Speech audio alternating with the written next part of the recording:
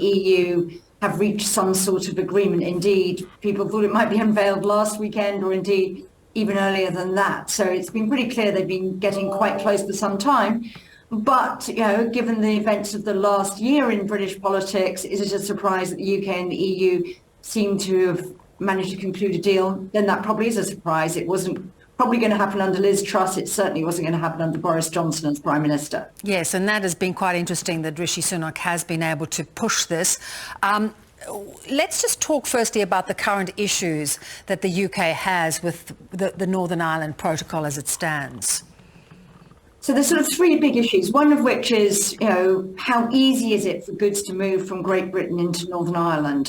One of the effects of the deal that Boris Johnson agreed with the EU was to effectively put the EU border down the Irish Sea for goods. And the EU insisted that all the formalities that applied if you were moving goods from a real third country into the EU applied there. So what Rishi Sunak seems to have secured is some way, we don't know the detail yet, some way where basically there's minimal or no checks, we don't know that yet, for goods moving from GB into Northern Ireland. So if you're a consumer in Northern Ireland, it won't be that much different than if you're a consumer somewhere else, just from England to England or whatever.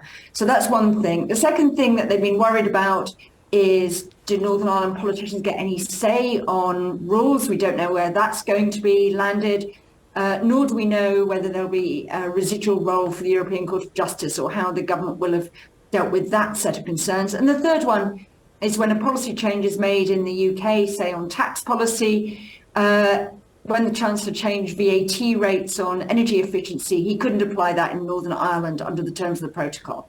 So we're expecting that probably will change, and some rules about how we subsidise industries and things like that. So those are the three big areas that we're expecting to see changes in, but we don't know the details yet. For sure. What have been the non-negotiables for the EU? So the bit that's really non-negotiable for the EU is what they call the integrity of the single market. So they want to be pretty sure that if goods are circulating in Northern Ireland, because there are no checks at a land border between Northern Ireland and the Republic of Ireland, that they don't find goods that don't meet their standards going into the EU. So they've been particularly concerned about agricultural goods and food products and things like that, where they are very worried about UK lower standards, not meeting EU standards. The other thing that there's been a real red line for them, and it's quite a red line on the other side, so this is where it's really interesting to see where they end up compromising, is that is of the final say on EU law of the European Court of Justice. That's an anathema to the Democratic Unionist Party in Northern Ireland. It's an anathema to many of Rishi Sunak Brexit supporting backbenchers. So it'll be very interesting to see whether the government can convince them that the ECJ risk, if you like, is reduced so much that they can effectively ignore it. But that's been one of the big red lines for the EU. And to your earlier point about Rishi Sunak pushing this through, does he have the political backing to get this deal done, considering some of the promises that were made to the Brexiteers? So it's quite interesting. He may not technically need a vote to get this done. He's using the government's prerogative powers. There's quite a lot of flexibility in the protocol to change the way in which it's implemented, and that seems to be what this deal is doing.